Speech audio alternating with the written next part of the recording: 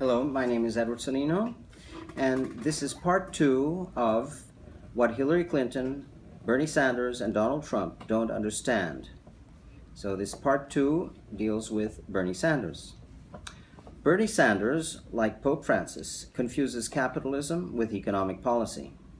He fails to understand that poverty and stagnant middle-class incomes are due to bad economic policy and bad social policy, not to capitalism, which is by far the most effective economic system. He demagogically denounces income inequality, which is inevitable in a free market economy. He proposes raising the minimum wage and greatly increasing taxes on corporations and the wealthy, a typical discredited, superficial, counterproductive platform of politicians who have no understanding of economics and of how nations grow economically and produce higher standards of living.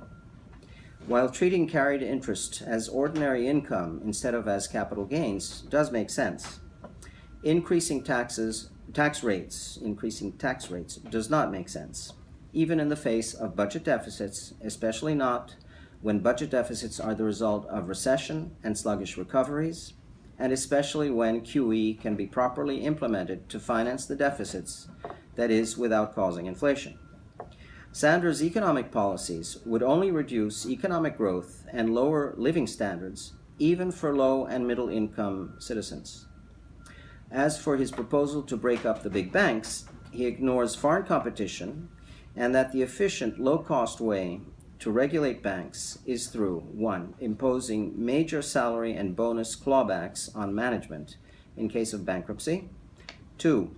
Having failing banks, even the largest ones, no matter how large, temporarily taken over and recapitalized by the Fed before being reprivatized through IPOs, and 3. Requiring all derivatives to be marked to market daily or properly discounted when not regularly traded.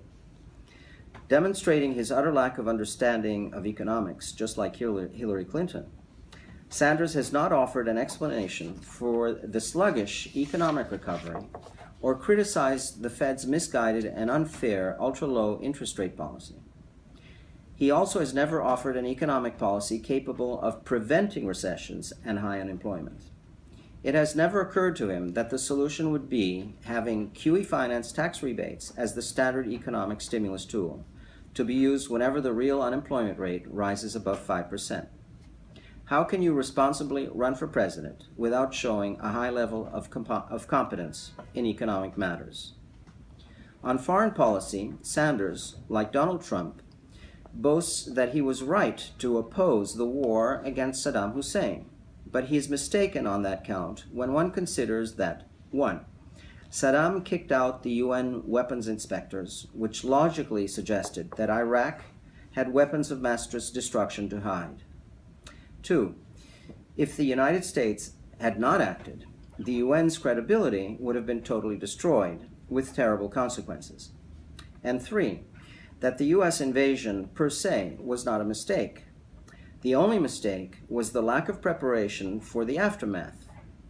Right after the fall of Saddam and his statue in Baghdad, the Iraqi people were jubilant and thankful for the American intervention. But the Bush-Cheney-Rumsfeld administration didn't maintain social order.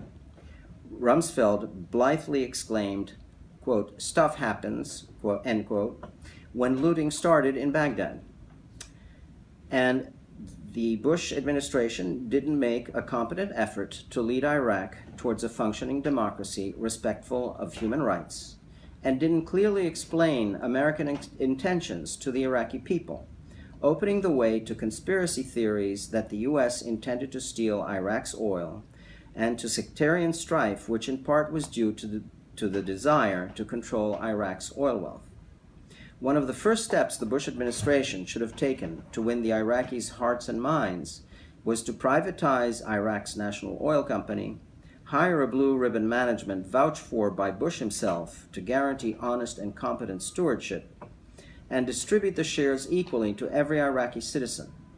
That would have greatly reduced government corruption while giving Iraqi citizens direct ownership of their nation's oil, with the benefit of receiving substantial quarterly dividends and the possibility to sell their shares on the stock market. One can reasonably argue that an incompetent Bush administration snatched defeat from the jaws of victory. But that's to be expected from an unqualified president and his unqualified administration. Sanders' critique should have been to analyze why the Bush administration failed and how it could have succeeded, and to recommend a dramatic improvement in the qualifications of our presidential candidates and of our State Department personnel. Instead, Sanders shows that he has a very superficial understanding of what happened in Iraq and has no solutions for ensuring a highly competent foreign policy in the future.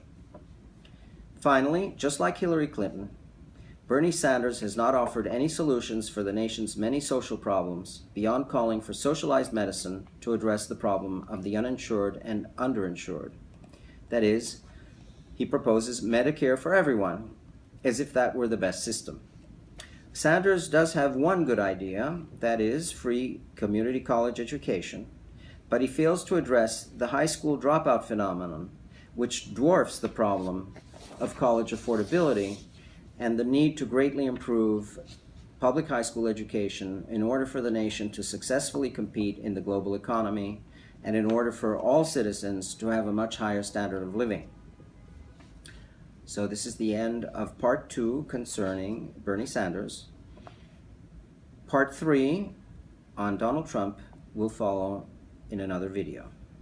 Thanks for your attention.